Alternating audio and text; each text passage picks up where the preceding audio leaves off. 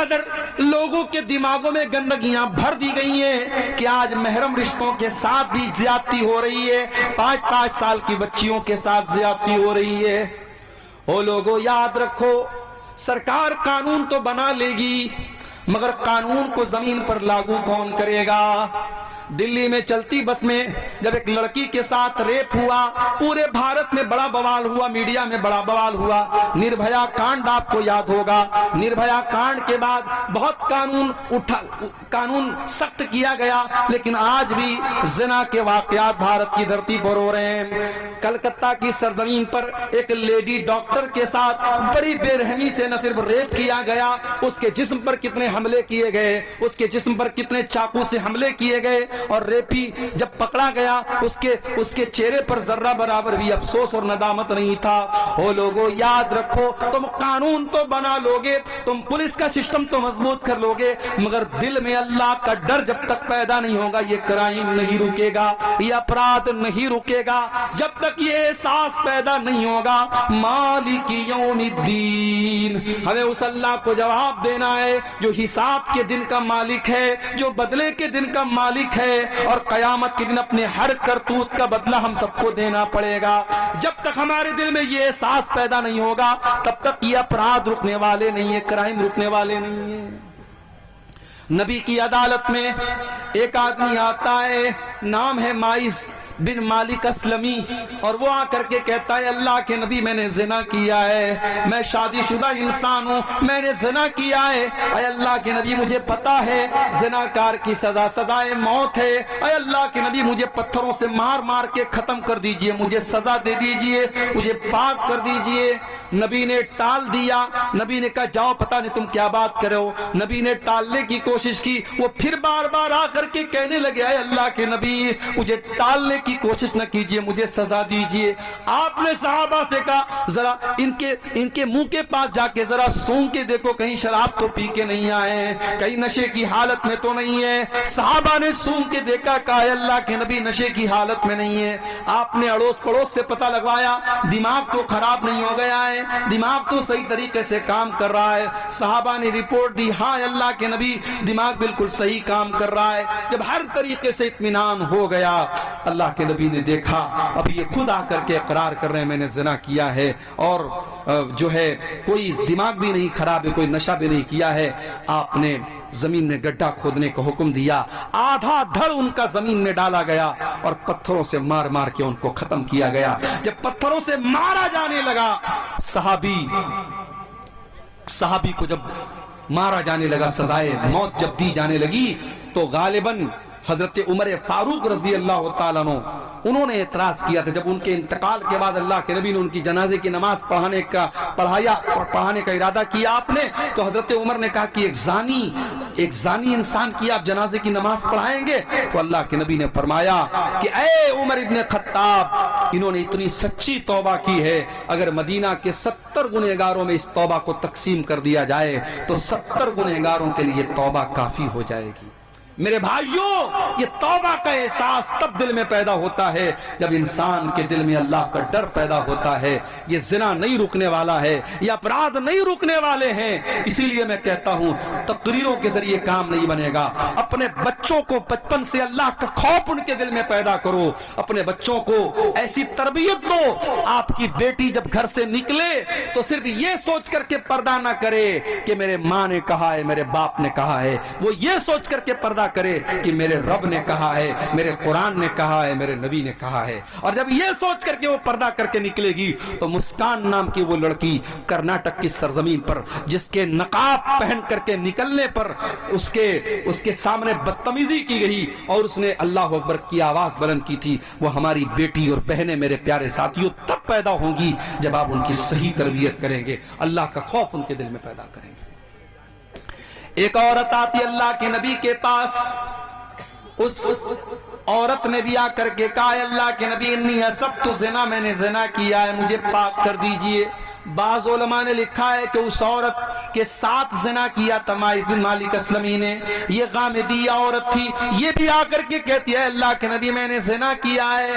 اللہ کے نبی نے فرمایا کہ کہ جاؤ اللہ تم کو معاف کرے. اس نے کہا مجھے ٹالنے کی کوشش نہ کیجیے, میں پریگننٹ ہوں, میرے پیٹ میں بچہ ہے, آپ کو مجھے سزا دینی پڑے گی. آپ نے کہا غلطی تیری ہے, تیرے بچے کی کوئی غلطی نہیں ہے, جا جب بچہ جنم لے لے, جب بچہ پیدا ہو جائے تب تو میرے پاس آنا. 9 مہینے گزر گئے, بچہ جنم لیتا ہے, بچے کو گود میں لے کر کے آتی ہے, اے اللہ کے نبی اب تو مجھے پاک کر دیجئے. آپ نے کہا جا, ابھی بچہ تیرا دودھ پیے گا, ابھی بچہ بہت چھوٹا ہے, جب بچہ روٹی کھانے لگے, دودھ چھوڑ دے تب تو میرے پاس آنا. اللہ کے نبی 2 سال کی اور مہلت دے دیتے ہیں اس عورت کو. 2 سال کے بعد وہ آتی ہے, جب بچے کے ہاتھ میں روٹی کا ٹکڑا لے لیتا ہے بچہ, بچے کے ہاتھ میں روٹی کا ٹکڑا ہے اور بچے کو گود میں لے کے آتی ہے, اے اللہ کے نبی میرا بچہ دودھ چھوڑ چکا ہے, روٹی کھانے لگا ہے, اب تو مجھے پاک کر دیجئے. اس عورت کے لیے بھی اللہ کے پیارے نبی زمین میں گڈھا کھودواتے ہیں اور اس عورت کو بھی پتھروں سے مار مار کے ختم کیا جاتا ہے. اور جب اس عورت کو پتھر مارے جانے لگے, اس عورت کے خون کے کچھ چھینٹے حضرت خالد بن ولید کے کپڑے پر پڑ گئے اور خالد بن ولید کی زبان سے کچھ نازیبا کلمات نکل گئے کہ ایسی ناپاک عورت کا خون میرے کپڑے پر پڑ گیا. کچھ اس طریقے کے جملے ان کے منہ سے نکل گئے.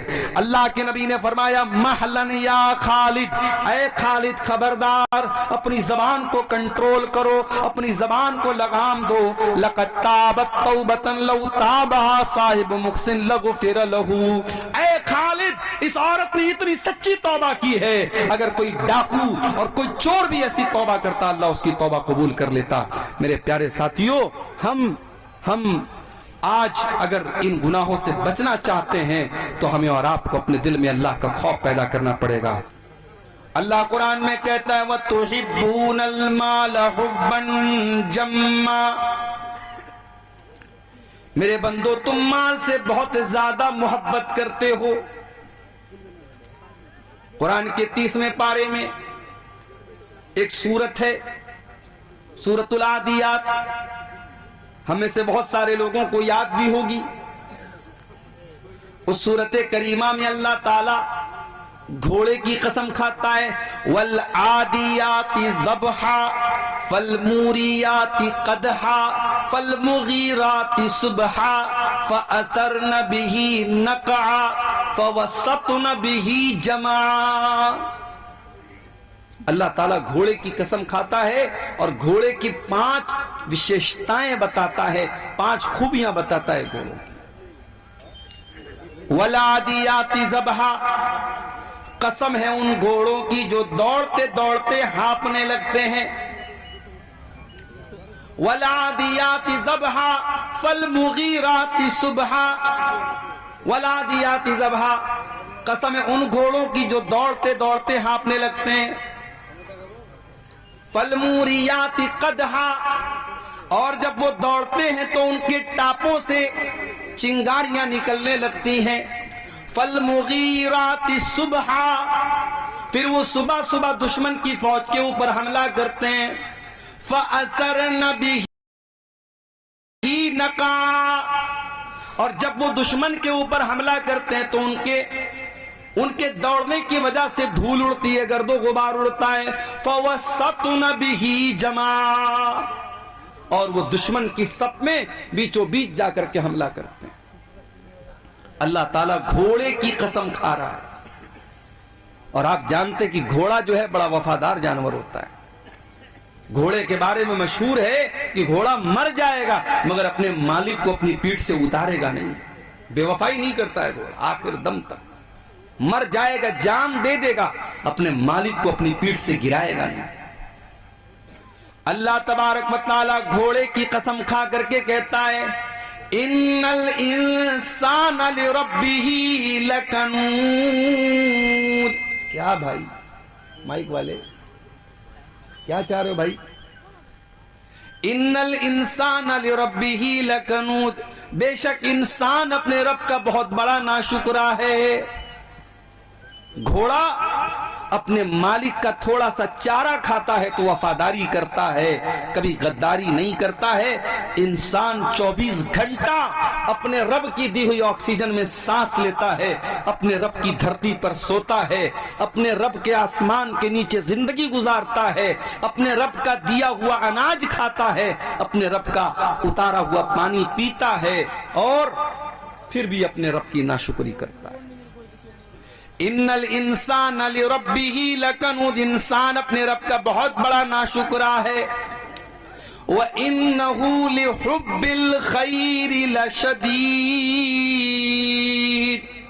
और ये इंसान माल से बहुत ज्यादा मोहब्बत करता है, माल से प्रेम करता है, माल की बहुत ज्यादा इसके दिल में मोहब्बत है, कुरान कह रहा है। और जब इंसान कह दिया अल्लाह ने, तो इसमें आलिम भी आ गया, जाहिल भी आ गया, बुरा भी आ गया, नेक भी आ गया, सब आ गए। हर इंसान के दिल में माल से मोहब्बत है। और आगे बढ़िए, कुरान का तीसरा पारा उठाइए, सूरह आल इमरान की आयत नंबर 14 में अल्लाह फरमाता है, ज़ुय्यिना लिन्नासि हुब्बुश शहवाति मिनन निसाइ वल बनीन वल क़नातीरिल मुक़न्तरति मिनज़ ज़हबि वल फ़िद्दा वल ख़ैलिल मुसव्वमति वल अनआमि वल हर्स। अल्लाह कह रहा है इंसान के दिल में 6 चीजों की मोहब्बत हमने डाल दी है।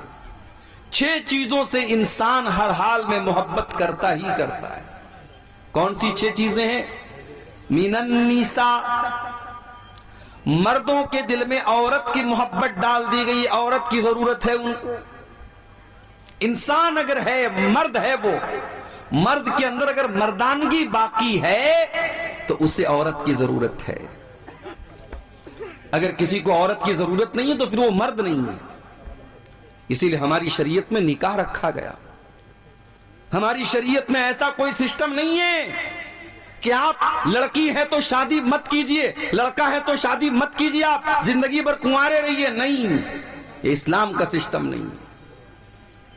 अभी आजकल चल रहा है हमारे उत्तर प्रदेश में, हमारे गैर मुस्लिम भाइयों का एक बहुत बड़ा उनका त्योहार कह लीजिए या उनका इज्तिमा कह लीजिए, पूरे मुल्क भर से वहां लोग आ रहे हैं, मीडिया वाले दिखा रहे साफ, उसमें कोई औरत आती है, वो जो है उसने दुनिया को त्याग दिया है, वो शादी नहीं करेगी। अब उसमें कोई बाबा जी आए, बाबा जी का हाथ ऐसे उठा हुआ है, मीडिया पर दिखा रहा था कि 12 साल से बाबा जी का हाथ ऐसे उठा हुआ है। मीडिया वाले बड़े खुशी से, बड़े फख्र से बयान कर रहे हैं बाबा जी का हाथ 12 साल से ऐसे उठा हुआ है। जब हम इस तरीके के वीडियो देखते हैं, जब इस तरीके की खबरें देखते हैं, अल्लाह की कसम हमारा दिल तो शुक्र से बाग बाग हो जाता है। हमारे दिल में शुक्र का जज्बा पैदा होता है कि अल्लाह तेरा शुक्र है कि तूने हमें मुसलमान बनाया है, इस्लाम जैसी नेमत से तूने हमें नवाजा है।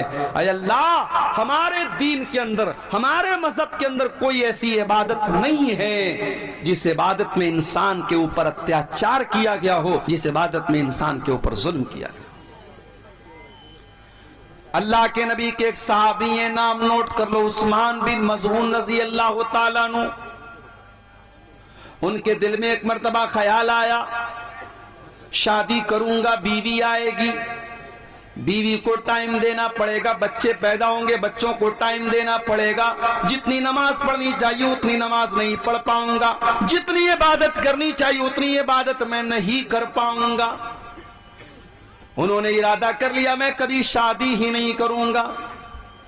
फिर दिल में ख्याल आया कि मैं तो मर्द हूं और जब तक मेरे अंदर मर्दानगी बाकी है तब तक औरत की ख्वाहिश मेरे अंदर बाकी रहेगी।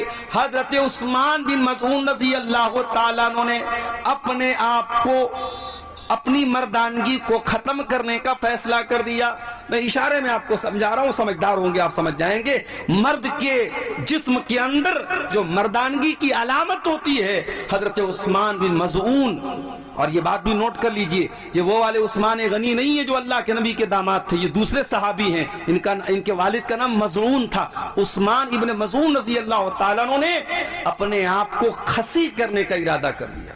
جیسے بکرا ہوتا ہے نا، بکرے کو خسی کر دیا جائے تو پھر وہ اس لائق نہیں ہوتا کہ پھر وہ جو ہے وہ کسی دوسری بکری کے ساتھ وہ جا سکے اور پھر ولادت ہو سکے. تو جس طریقے سے بکرے اور جانوروں کے اندر خسی ہوتا ہے، اس زمانے میں چونکہ میڈیکل سائنس کی ترقی کا دور نہیں تھا تو بعض لوگ کیا کرتے تھے، اپنے آپ کو خسی کر لیتے تھے تاکہ شادی کی خواہش ہی ان کے اندر باقی نہ بچے، مردانگی ہی ان کی ختم ہو جائے. عثمان ابن مظعون رضی اللہ تعالیٰ عنہ نے اپنے آپ کو خسی کرنے کا ارادہ کر لیا. جب اللہ کے نبی کو پتا چلا، آپ نے ان کو بلوایا. آپ نے کہا، اے عثمان انی لم اومر بالرہبانیہ، اے عثمان بن مظعون میں مجھے رہبانیت کا حکم نہیں دیا گیا ہے. اے عثمان، جس دین کو میں لے کر کے آیا ہوں میرے دین کے اندر رہبانیت نہیں ہے. بال بچوں کو چھوڑ کر کے، دنیا کو چھوڑ کر کے کٹیا میں چلا جائے، کوئی پہاڑ پہ چلا جائے، یہ میرے دین کا کانسیپٹ نہیں ہے. اے عثمان ابن مظعون، کان کھول کر کے سن لو. انی امرت ان انام و اقوم، مجھے حکم دیا گیا ہے میں رات میں آرام بھی کروں اور تہجد کی نماز بھی پڑھوں.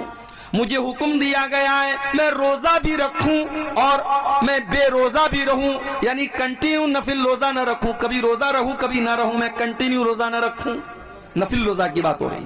اور مجھے نکاح کرنے کا حکم دیا گیا ہے کہ میں نکاح کروں، بیوی رکھوں، بیوی رکھنے کے لائق نہ ہو تو طلاق دے دوں. مجھے نکاح کا اور طلاق کا بھی میرے شریعت کے اندر آرڈر دیا گیا ہے. اور اے عثمان بن مظعون، یہی میری شریعت ہے اور یہی میرا طریقہ ہے. فمن رغب عن سنتی فلیس منی، جو میرے طریقے سے ہٹ جائے اس کا مجھ سے کوئی تعلق نہیں ہے. اے عثمان، کان کھول کر کے سن لو، اگر تم میرے طریقے سے ہٹنا چاہتے ہو تو کان کھول کر کے میری وارننگ سن لو، پھر مجھ سے کوئی تعلق نہیں رہے گا. حضرت عثمان ابن مظعون رضی اللہ تعالیٰ عنہ کو اپنی غلطی کا احساس ہوا، انہوں نے فوراً رجوع. ایک اور صحابی تھے، نام نوٹ کر لو ان کا بھی، عبداللہ بن عمرو بن عاص رضی اللہ تعالیٰ عنہ. بہت نیک صحابی، اللہ والے صحابی، رات بھر نماز پڑھنے والے صحابی، دن میں نفل روزہ رکھنے والے صحابی. شادی ہوئی، بیوی کے پاس جا ہی نہیں رہے، بیوی کے پاس جا ہی نہیں رہے، بیوی کا حق ہی ادا نہیں کر رہے ہیں. بہو کو سسر نے دیکھا، 3-4 دن کے بعد بہو کا چہرہ اترا ہوا ہے، بہو نے بال بھی کنگھی نہیں کیا ہے. سسر نے پوچھا، بھئی کیا بات ہے، تیری نئی شادی ہوئی ہے، تو ایسا حلیہ کیوں بنا کے بیٹھی؟ کہا کہ ابو، آپ کے بیٹے کو مطلب ہی نہیں ہے مجھ سے. رات میں نماز پڑھنی ہے، دن میں روزہ رکھنا ہے. ان کو تو بس روزہ رکھنا ہے، نماز پڑھنا ہے، ان کو بیوی سے کہاں مطلب ہے. سسر سمجھ گئے کہ مسئلہ کیا ہے، لیکن بہت ساری باتیں باپ ڈائریکٹ بیٹے سے نہیں بول سکتا. حضرت عبداللہ کے والد جو تھے عمرو بن عاص، وہ بھی بہت بڑے صحابی تھے. انہوں نے آ کر کے اللہ کے نبی سے کہا کہ اللہ کے نبی، ایسا ایسا معاملہ ہے، میری بہو نے اشارے میں بتایا ہے کہ میرا بیٹا اپنی بیوی کی ضرورتیں پوری نہیں کرتا ہے. اے اللہ کے رسول، آپ میرے بیٹے کو بلا کر کے سمجھائیے. اللہ کے پیارے نبی نے حضرت عبداللہ کو بلوایا. آپ نے کہا، اے عبداللہ، مجھے پتا چلا ہے کہ تم رات بھر نماز پڑھتے ہو. کہا، اے اللہ کے نبی، بالکل صحیح بات ہے. اے عبداللہ، مجھے معلوم ہوا ہے تم کنٹینیو لگاتار نفل روزہ رکھتے ہو. ہاں اے اللہ کے نبی، یہ بھی بالکل صحیح بات ہے، میں روزہ بھی رکھتا ہوں، میں رات بھر نماز بھی پڑھتا ہوں. آپ نے کہا، اے عبداللہ، ان لعینک علیک حقا وان لجسدک علیک حقا وان لزوجک علیک حقا. اے عبداللہ، تیری آنکھوں کا بھی تیرے اوپر حق ہے، تیرے شریر کا بھی تیرے اوپر حق ہے، تیری بیوی کا بھی تیرے اوپر حق ہے، تیرے مہمان کا بھی تیرے اوپر حق ہے، اور تیرے رب کا بھی تیرے اوپر حق ہے. اے عبداللہ، سب کا حق ادا کرو، رات میں نماز بھی پڑھو اور آرام بھی کرو، بیوی کا حق بھی ادا کرو، دن میں کبھی روزہ رکھو کبھی مت رکھو، کنٹینیو لگاتار نفل روزہ نہ رکھو. اے عبداللہ، یہ میرا طریقہ، اس کو فالو کرو. اسلام اتنا پیارا دین ہے میرے پیارے ساتھی. اسلام میں آپ سے یہ نہیں کہا گیا کہ آپ عورت سے دور ہو جائیں. اللہ کہہ رہا ہے، زُيِّنَ لِلنَّاسِ حُبُّ الشَّهَوَاتِ लोगों के दिल में औरत की मोहब्बत डाली गई है, औरत की जरूरत पड़ेगी तुम्हें, और इसीलिए इस्लाम ने तुमको निकाह का हुक्म दिया है। और मैं एक बात महसूस करता हूं अपने समाज में, मैं तो बनारस में रहता हूं, आपके यहाँ का माहौल उतना मैं बहुत ज्यादा नहीं जानता। मैं अपने यहाँ में देखता हूं कि लड़कियों की शादी जो होती है 18 साल में, 19 साल में, 20 साल में आमतौर से हो जाती है लड़कियों की शादी, लेकिन लड़कों की शादी 25 साल के पहले लोग नहीं करते आमतौर से, जबकि लड़का शादी के काबिल 20 साल में हो चुका है। अब 25 साल और 30 साल का होने के बाद आप उसकी शादी कर रहे हैं। मेरे प्यारे साथियों, इंसान को भूख आज लगी हो और खाना आप उसको 10 दिन के बाद खिलाएंगे तो बेचारा भूखा मर जाएगा। हम लोग आ रहे थे, हमारे ड्राइवर साहब भी साथ में आ रहे थे, मैं बनारस से दोपहर में कुछ खास मैंने खाया भी नहीं था, भूख लगी थी, और फिर ये भी मसला था, पहुंचना भी था आपके यहाँ, जल्दी भी थी, तो मैंने रास्ते में ऑनलाइन एक जगह होटल वाले को ऑर्डर दिया बेगूसराय में, वहां खाने की चीज जब पेट में कुछ गई तब जाकर के इंसान को सुकून मिलता है। ये हमारी फितरत और आदत है मेरे प्यारे साथ। एक लड़का 20 साल की उम्र में जवान हो रहा है और बाप उसकी शादी 30 साल की 32 साल की उम्र में कर रहा है, और वजह क्या है? वजह भी कोई खास नहीं है, वजह भी कोई खास नहीं है। बिला वजह की पाबंदियां लगा करके, अच्छे रिश्तों को ठुकरा करके शादी में ताखीर की जा रही है। कान खोल करके सुन लो मेरे प्यारे साथियों, अपने समाज को अगर पाक करना है, ज़िनाकारी से दूर करना है, गंदगी से दूर करना है, अपने लड़के लड़कियों की सही टाइम पर शादी करो, सही टाइम पर शादी करो। उनको जरूरत है निकाह की। ये दौर सहाबा का दौर नहीं है, मैं बार बार कहता हूं, ये फितरों का दौर है।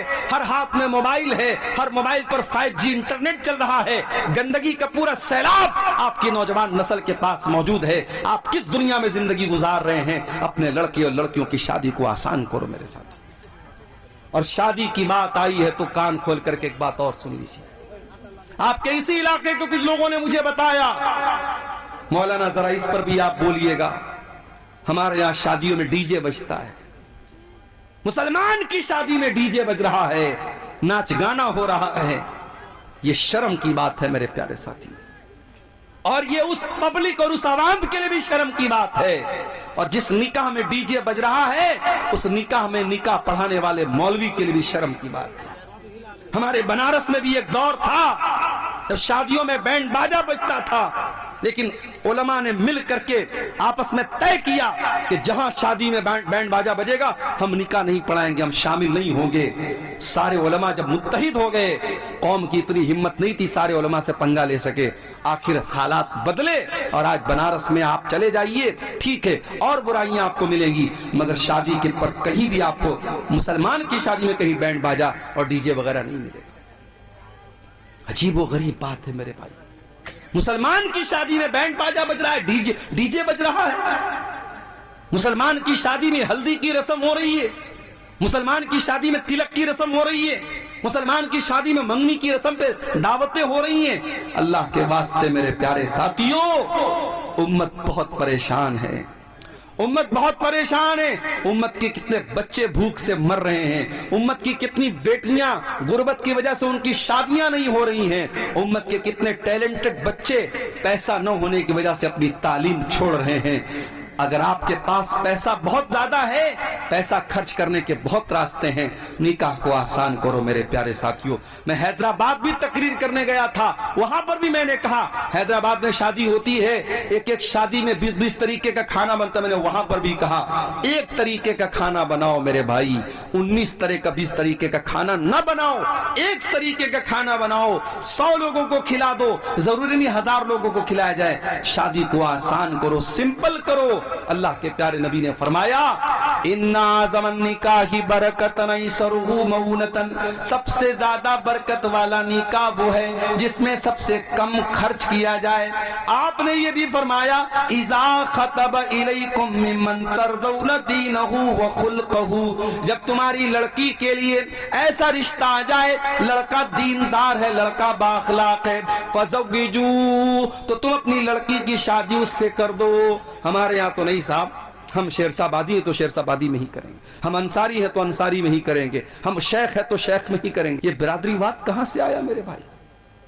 جب ہم یہ عقیدہ رکھتے ہیں سب آدم کی اولاد ہیں، سب حوا کی اولاد ہیں، اور ایک ہی فیملی اور ایک ہی پریوار سے نکلے ہیں، تو پھر کون اونچا کون نیچا اور کون فلاں برادری کون؟ یہ برادری واد کی بنیاد پر اپنے آپ کو آپ نے اونچا سمجھ لیا۔ آج کتنی جگہوں پر برادری کی وجہ سے رشتے نہیں ہو رہے ہیں، اور برادری کی وجہ سے جوان لڑکیوں کی زندگی برباد ہو رہی ہے۔ میرے پاس لکھنؤ کی ایک لڑکی کا میسج آیا فیس بک کے اوپر، اس نے کہا مولانا میرے لیے دعا کیجئے۔ میں نے کہا کیا مسئلہ ہے؟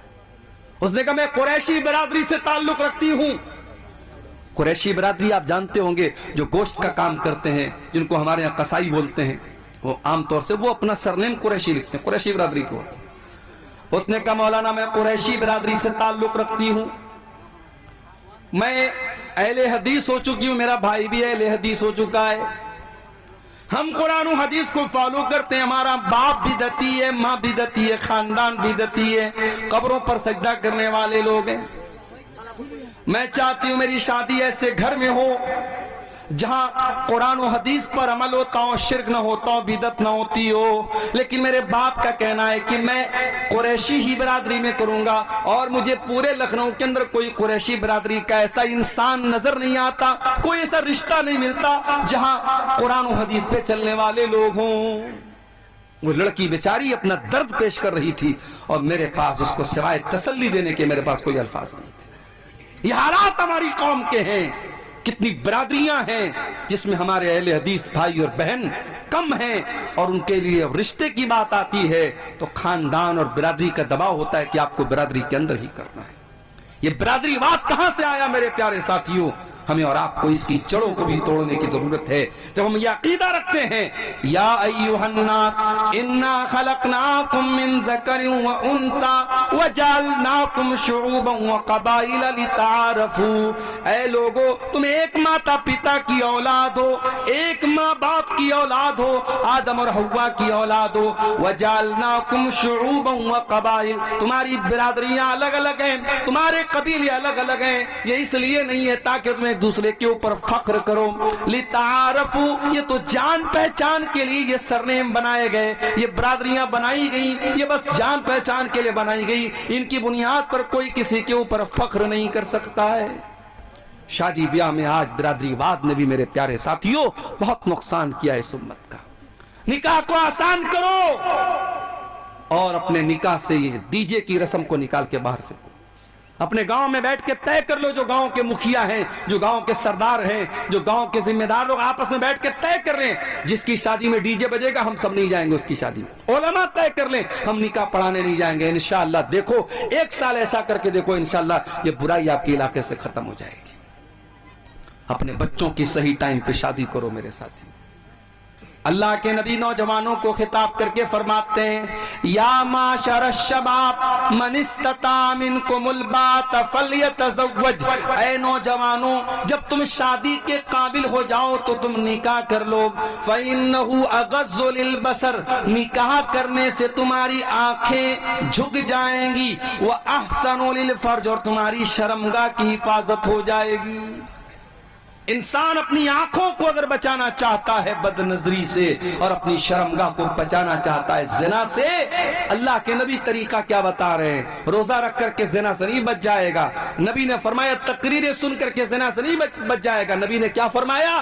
نکاح کر لو، اگر نکاح کی طاقت ہے نکاح کر لو، نکاح کرنے سے وہ انسان زناکاری سے بچ جائے گا میرے پیارے ساتھی۔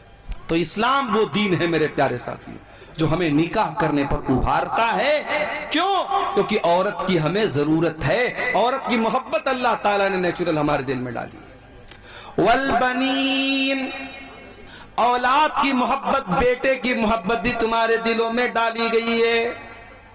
جس کے گھر میں اولاد نہیں ہے اس سے جا کر کے پوچھو، وہ لاکھ اوپر سے کہہ دے کہ مجھے کوئی کمی نہیں ہے، مگر جب دوسرے کے گھر میں وہ بچوں کو کھیلتا ہوا دیکھتا ہے اس کا بھی دل میں چلتا ہے کہ میرے گھر میں بھی اولاد ہوتی۔ اولاد کی محبت اور اولاد میں بیٹے کی محبت اللہ تعالیٰ نے دل میں ڈالی ہے۔ کسی کو صرف بیٹیاں ہی بیٹیاں ہیں، اس سے پوچھو بھائی تم کو بیٹا چاہیے کہ نہیں چاہیے؟ اگر بھئی آج کا زمانہ تو ایسا ہے کہ آپریشن ہو جاتا ہے، ایک آپریشن ہوا، 2 آپریشن ہوا، اس کے بعد تو ڈاکٹر لوگ بولتے بھئی اب تو آپریشن نہیں ہو سکتا، 2-3 آپریشن کے بعد تو معاملہ ختم ہو جاتا ہے۔ اب جس کو صرف بیٹیاں ہیں اس سے پوچھو بھئی تمہیں بیٹا چاہیے، تو وہ اوپر سے تو کہے گا نہیں یار لڑکیاں آج کے دور میں کافی ہیں، یہ ہے وہ ہے، مگر دل میں کہیں نہ کہیں بیٹے کی کمی کا احساس ہوتا ہے۔ میں یہ نہیں کہہ رہا ہوں کہ بیٹیاں نعوذ باللہ بیٹیوں کا درجہ بیٹوں سے کم ہے، میں ایک نیچرل بات بتا رہا ہوں کہ بیٹے کی محبت اللہ قرآن میں کہہ رہا ہے کہ بیٹے کی محبت تمہارے دل میں ڈالی گئی، بیٹے کی ضرورت پڑتی ہے انسان کو۔ والقناطیر المقنطرۃ من الذھب والفضۃ، اور سونے چاندی کے خزانوں کی محبت، مال و دولت کی محبت بھی تمہارے دل میں ڈالی گئی ہے۔ جتنی بھی دولت تم کو مل جائے لیکن تمہارا پیٹ بھرنے والا نہیں ہے۔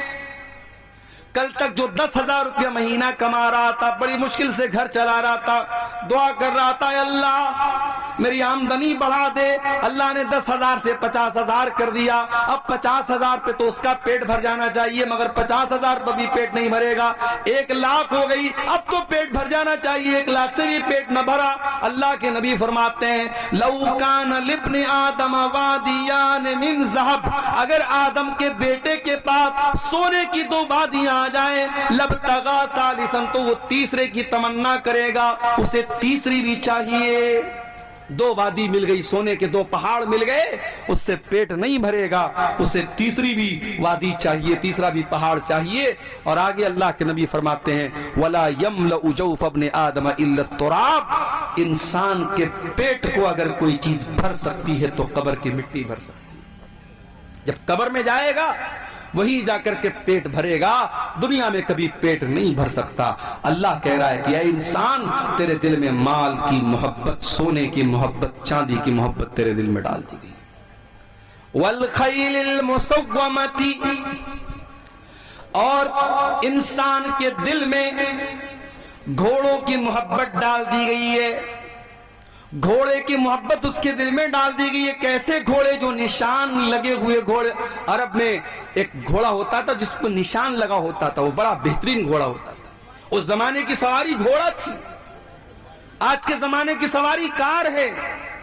ابھی حیدرآباد میں میرا ایک سفر تھا، ایک مسجد میں میرا پروگرام تھا، اب ایک نوجوان کا فون آیا مولانا میں نے نئی گاڑی خریدی ہے، میں آپ کو اپنی گاڑی سے مسجد تک لے کے آنا چاہتا۔ اب میرے جو میزبان تھے جو مجھے لے کے گئے تھے انہوں نے کہا مولانا آپ کو میری گاڑی سے چلنا پڑے۔ میں نے کہا بھیا کسی کی بھی گاڑی سے جانا تو ہے، چلو وہ نوجوان بیچارہ نوجوان لڑکا اس نے نئی گاڑی لی، چلو اس کا دل رکھ لیتے ہیں، اس کا حوصلہ نہ ٹوٹے۔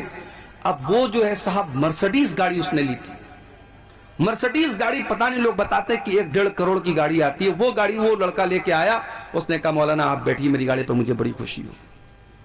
1.5 کروڑ کی لوگ گاڑیاں لیتے ہیں میرے بھائی۔ گاڑی اور سواری آج کے زمانے میں شان و شوکت اور اسٹیٹس سمبل بن چکی ہے۔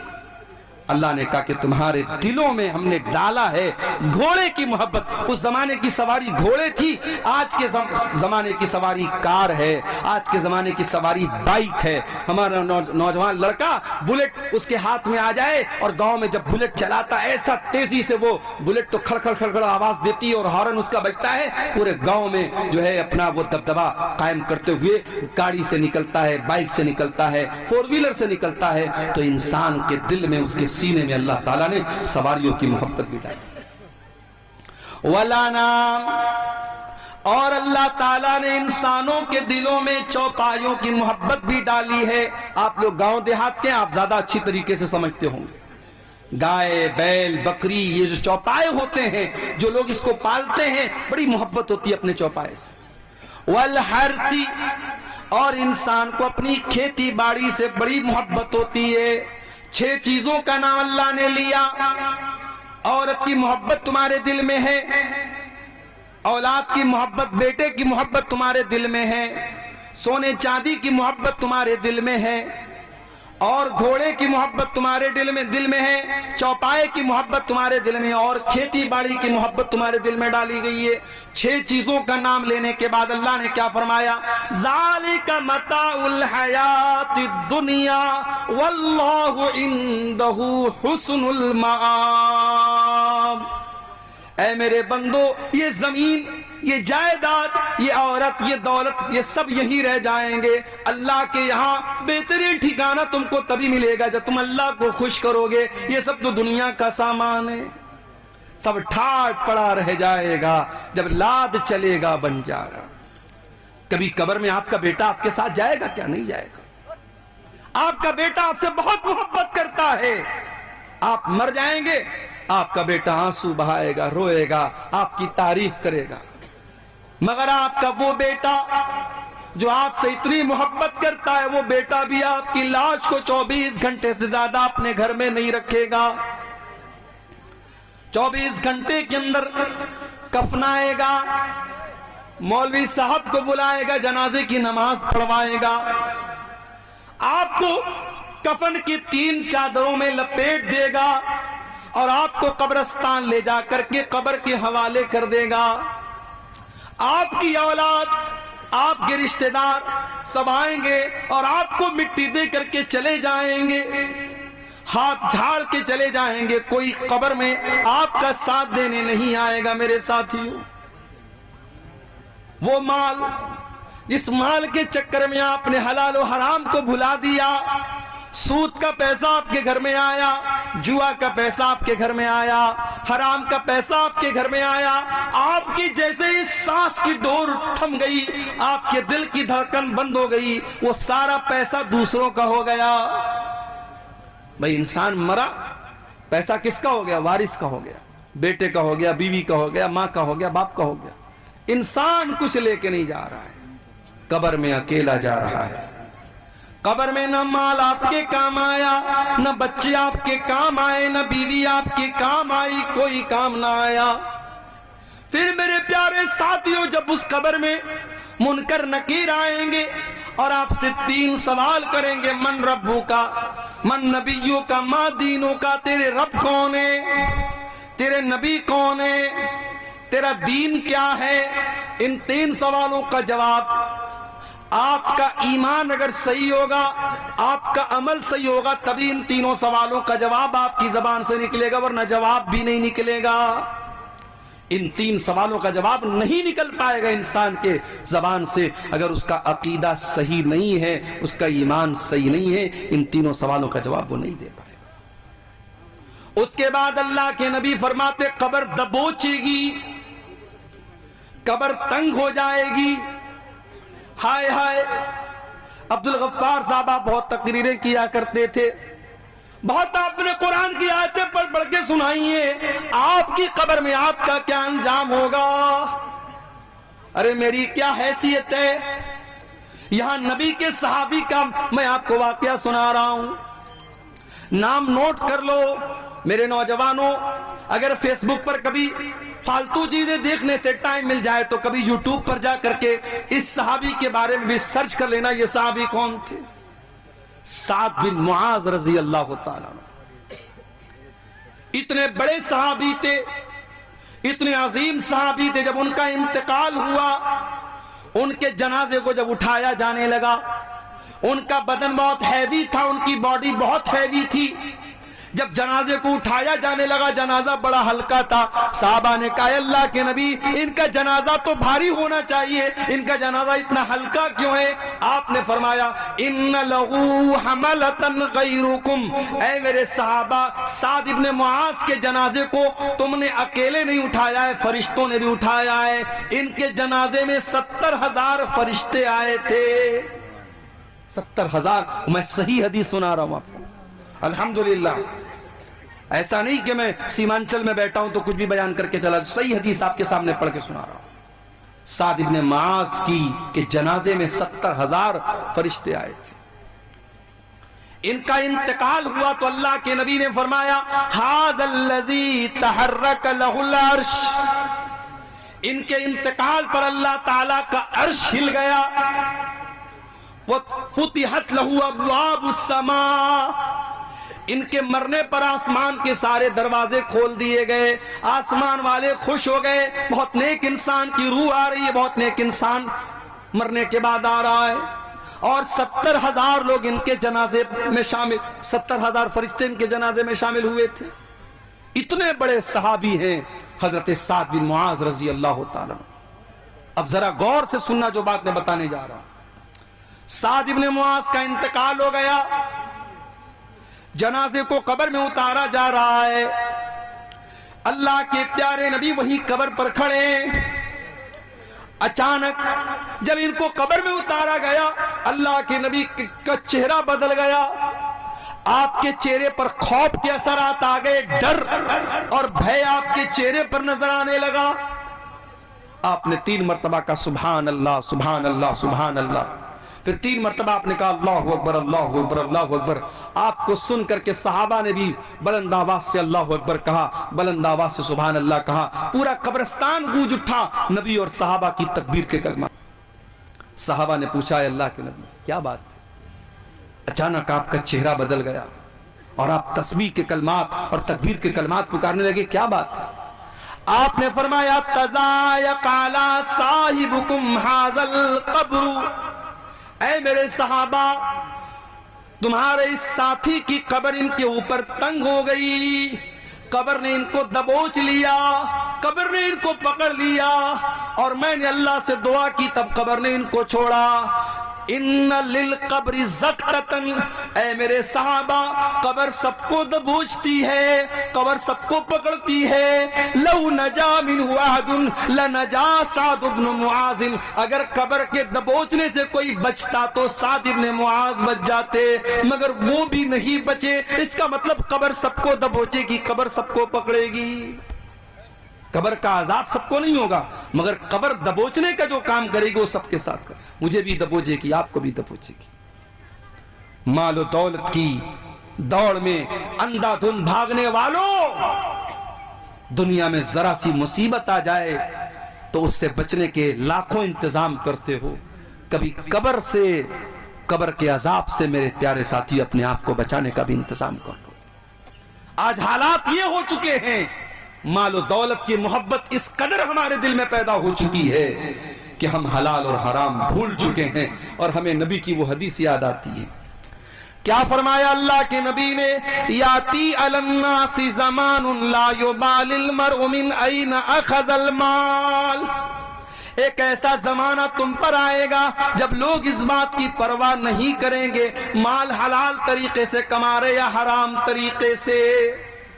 ہمارا نوجوان بزنس نہیں کرنا چاہتا، ہمارا نوجوان نوکری نہیں کرنا چاہتا، ہمارا نوجوان محنت مزدوری کرنا نہیں چاہتا، وہ چاہتا ہے کہ ڈریم 11 پر جوا کھیل کر کے پیسہ کما لے، وہ چاہتا ہے کہ IPL میں سٹا لگا کر کے پیسہ کما لے، وہ چاہتا ہے کہ اوزون نام کی کوئی کمپنی آ جائے، میٹا اوزون نام کی کوئی کمپنی آ جائے، کرپٹو کرنسی کے نام سے کوئی کمپنی آ جائے، اور بیٹھے بٹھائے پیسہ لگا کر کے بیٹھے بٹھائے راتوں رات امیر بن جائے۔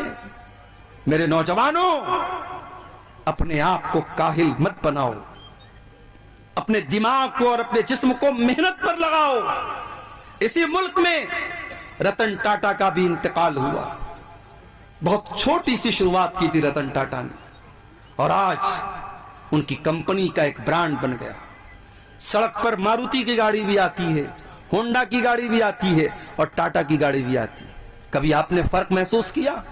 ٹاٹا کی گاڑی جب آتی ہے لوگ کہتے بھائی صاحب ٹاٹا کی کمپنی، ٹاٹا کی گاڑی مضبوطی میں بے مثال ہوتی ہے۔ میں ساؤتھ انڈیا میں نے دیکھا کہ لوگ ماروتی کی گاڑی نہیں خریدتے، 4 ویلر ماروتی کی بالکل نہیں خریدتے۔ آندھرا وغیرہ میں نے دیکھا، مجھ سے لوگوں نے کہا مولانا کبھی گاڑی لینا ٹاٹا کی لینا، کیوں؟ بولے فیملی کے ساتھ آپ کو سفر کرنا ہے اگر ہمیشہ ٹاٹا کی گاڑی لینا، کیونکہ ٹاٹا کی گاڑی بہت مضبوط ہوتی ہے، بہت پریچھڑ ہوتا ہے، بہت جانچ ہوتی ہے، اس کے بعد وہ مارکیٹ میں آتی ہے۔ ایک چھوٹی سی کمپنی کھولی تھی رتن ٹاٹا نے، آج پورے بھارت کا ایک بڑا برانڈ بن گیا۔ ہم اور آپ بھی برانڈ بنا سکتے ہیں میرے ساتھی۔ ہمارا بھی کوئی نوجوان اگر محنت اور ہمت سے کام لے، کل اس کی کمپنی کا بھی ایک برانڈ بن سکتا ہے۔ اور اس دیش میں ہم نے دیکھا مکیش امبانی، آج جن کے یہاں شادی ہوتی ہے تو کروڑوں खर्च करते हैं। उनके बेटे अनंत अंबानी की शादी होती है तो मीडिया में पूरा एक वावेला मच जाता है, साहब इतनी बड़ी शादी हो रही है। मुकेश अंबानी का बाप धीरू भाई अंबानी दुबई में लॉन्ड्री का काम करते थे। लॉन्ड्री का मतलब समझते हैं? होटल में आप जब जाते हैं, होटल के कमरे में आपका कपड़ा अगर धुलने के लायक होता है तो होटल वाले आपसे वो कपड़ा ले लेते हैं, कुछ चार्ज आपको देना पड़ता है और वो कपड़ा धुला जाता है। उस कपड़े की धुलाई का काम करते थे कौन? मुकेश अंबानी के जो बाप थे जिनका नाम था धीरू भाई अंबानी।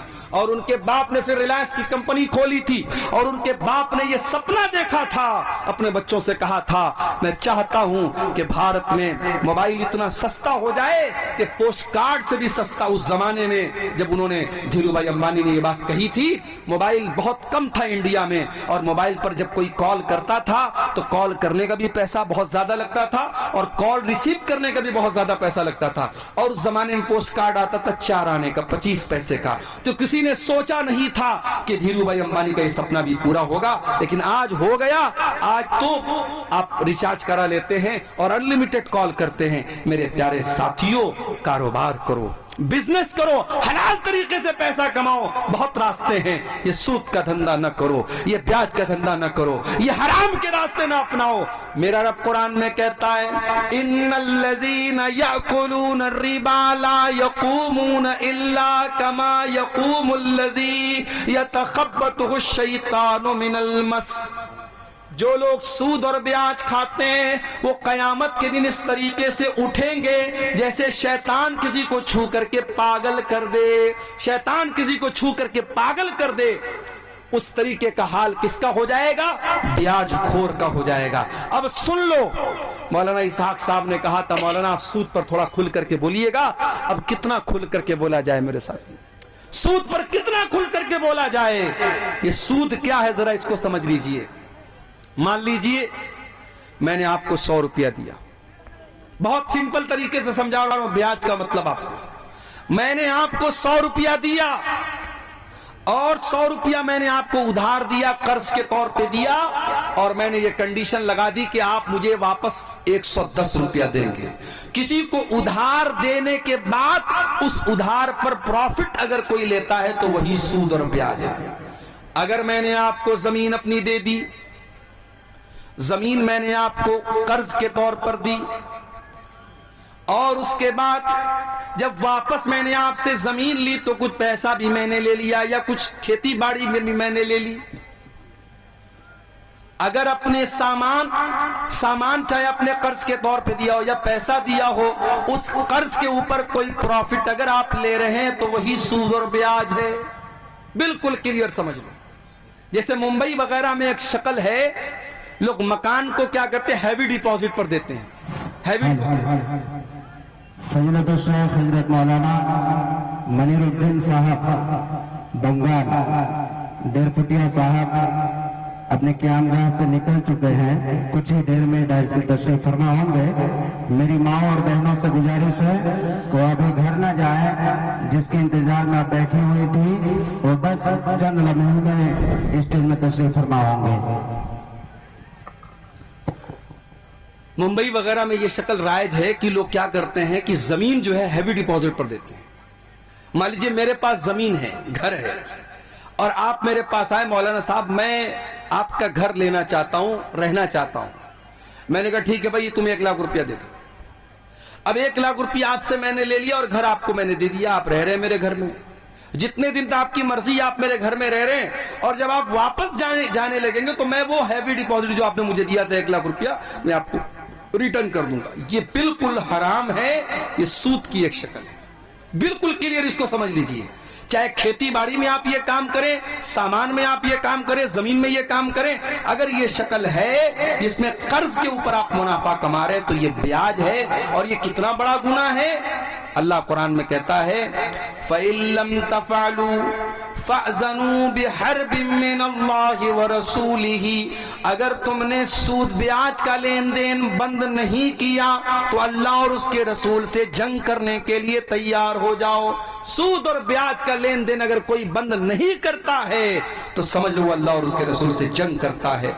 और हाकिम की सही रिवायत में अल्लाह के नबी ने फरमाया इन्ना लिर्रिबा सबउन व सित्तून बाबन, सूद के 70 से ज्यादा दरवाजे हैं। ऐसरुहा अय्यन की हर रजुल उम्महू, जिसमें सबसे हल्का दर्जा यह है कि इंसान अपनी सगी माँ से शादी कर ले, अपनी सगी माँ से निकाह कर ले, अपनी सगी माँ से ज़िना कर ले।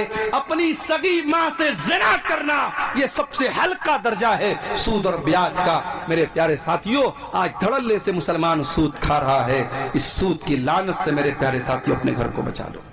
और याद रखो अल्लाह कुरान में क्या कहता है, यमहकुल्लाहु रिबा व युर्बिस सदकात। अल्लाह सूद को मिटाता है, अल्लाह सदका खैरात में इजाफा करता है। आपने सूद के जरिए ऐसा लगता है कि आप पैसा कमा रहे हैं, माफ कीजिए, आप पैसा कमा नहीं रहे बल्कि आप पैसा डुबा रहे हैं। आप अपने पैसे की बरकत को मिटा रहे हैं, आप अपने घर का सुकून मिटा रहे हैं, आप अपनी दुआओं का असर मिटा रहे हैं। जिस घर में हराम कमाई आएगी उस घर की दुआ भी कबूल नहीं होगी। हजरत साद बिन अबी वक्कास रज़ी अल्लाह तआला अन्हु मुस्तजाबुद दावात थे, जब भी दुआ करते थे उनकी दुआ कबूल होती थी। किसी ने पूछा, ऐ साद बिन अबी वक्कास, क्या राज है आपके इस दुआ के कबूल होने का? उन्होंने कहा, मा रफ़अतु लुक़मतन, मैंने जब भी खाने के लिए कोई लुक़मा उठाया है मुझे मालूम होता है वो लुक़मा कहाँ से आया है, हलाल तरीके से आया है या हराम तरीके से आया है। मुझे अपनी कमाई का हिसाब मालूम होता है, मुझे अपने लुक़मे का हिसाब मालूम होता है। ये वजह थी हजरत साद की दुआओं के कबूल होने की। मेरे प्यारे साथियों, आज हमारी दुआएं क्यों हमारे मुंह पर मारी जा रही हैं? क्यों आज हमारी मस्जिदें, हमारे मदरसे, हमारे जानो माल पर आज आफतें ही आफतें हैं और हम इतनी दुआएं करें और हमारी दुआएं कबूल नहीं हो रही हैं? कहीं ऐसा तो नहीं कि हमारी कमाइयों के हराम होने की वजह से ऐसा हो रहा है? वो हदीस भी अपने सामने रखिए, सही मुस्लिम की वो हदीस जिसमें अल्लाह के नबी ने फरमाया, अल्लाह ताला पाक है और पाक ही चीज को कबूल करता है। अल्लाह ने अपने रसूलों को भी इसी बात का हुक्म दिया, या अय्युहर रसूल कुलू मिनत तय्यिबाति वअमलू सालिहा, ऐ मेरे रसूलों पाक और हलाल चीजें खाया करो। और अल्लाह ने ईमान वालों को भी यही हुक्म दिया, या अय्युहल्लज़ीना आमनू कुलू मिन तय्यिबाति मा रज़क़नाकुम, कुलू मिन तय्यिबात कुलू मिम्मा फिल अर्ज़ि हलालन तय्यिबा, ऐ ईमान वालों जो जमीन में हलाल चीजें हैं वो तुम खाओ। ईमान वालों को भी हलाल खाने का हुक्म दिया और रसूलों को भी हलाल खाने का हुक्म दिया। उसके बाद अल्लाह के प्यारे नबी फरमाते हैं, एक इंसान बड़ा लंबा सफर करके आता है, उसके बाल परा गंदा हो जाते हैं, उसके कपड़े मैले कुचैले हो जाते हैं और वो हाथ उठा उठा के दुआ करता है, या रब्बी, ऐ मेरे रब, ऐ मेरे रब कह के दुआ करता है। वो मत अमू हराम, लेकिन उसका खाना हराम कमाई का, उसका पानी हराम कमाई का, उसका लिबास हराम कमाई का। फ़अन्ना युस्तजाबु लिज़ालिक, ऐसे इंसान की दुआ कहां से कबूल?